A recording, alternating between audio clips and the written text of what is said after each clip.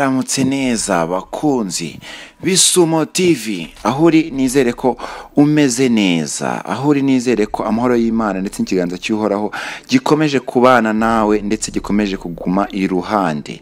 Ukuboko kw'Imana imigisha y'Imana byose bikomeze biguhoreho wowe mukunzi w'Isumo TV ndetse n'umukunzi wa football muri rusange. Wowe utameze neza rero komeza ubane n'Isumo TV mu biganiro bigiye bitandukanye binamakuru atandukanye agenda akugarurira icyizere, dore ko akenshi abantu benshi bavuga bati twabuze aho twakura ibyishimo, ariko hano ku Isumo TV ibyishimo n'amakuru agezweho byatuma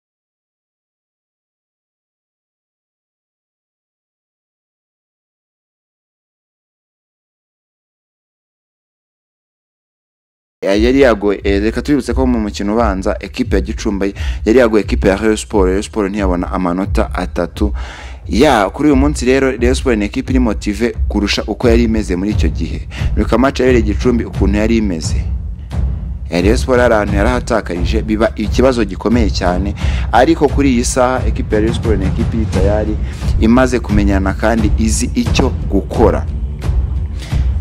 Rero murabona ko amakuru agiye atandukanye muri equipe ya Rayon Sport avuga ko ubuyobozi bwa Rayon Sport bwagiye buganira n'abakinnyi batandukanye ndetse bubizeza ibintu bitandukanye, harimo prime,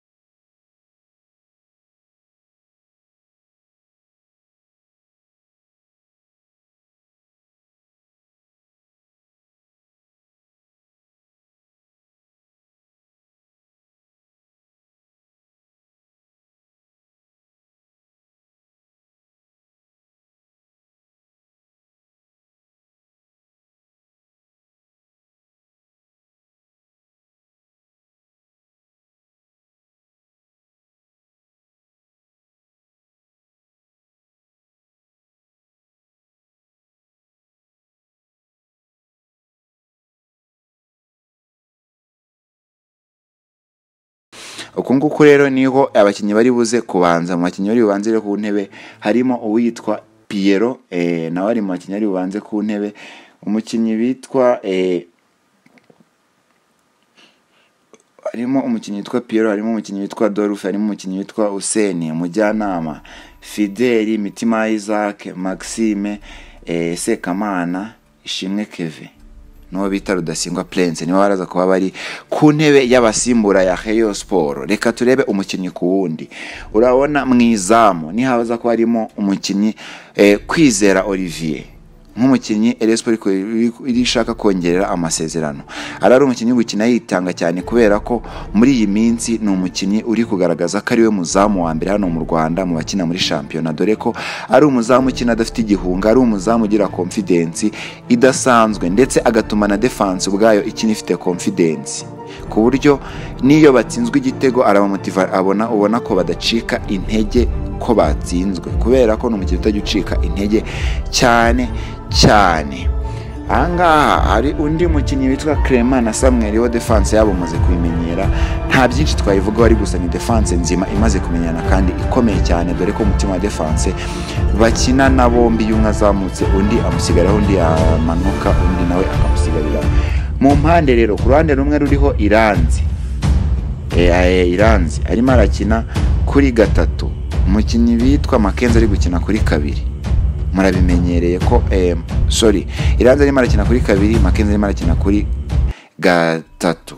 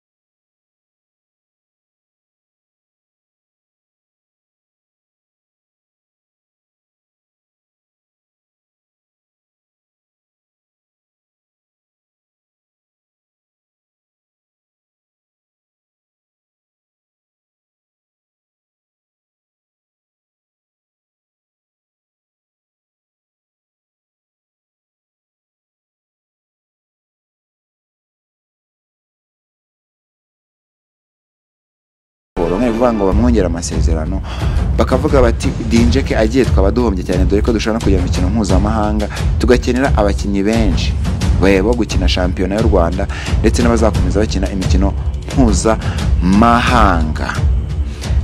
Rero amakuru nakagaruka muri equipe ya Rayon Sport ndetse n'imikino itandukanye. Gicumbi rero nayo reka tuyivugeho akantu gatoya, nuko ari equipe yabashe kugora Rayon Sport muri match are, icyo kintu twayivugaho, ariko nta bindi byinshi bidasanzwe yagiye ikora muri iyi shampiyona, dore ko mu gikombe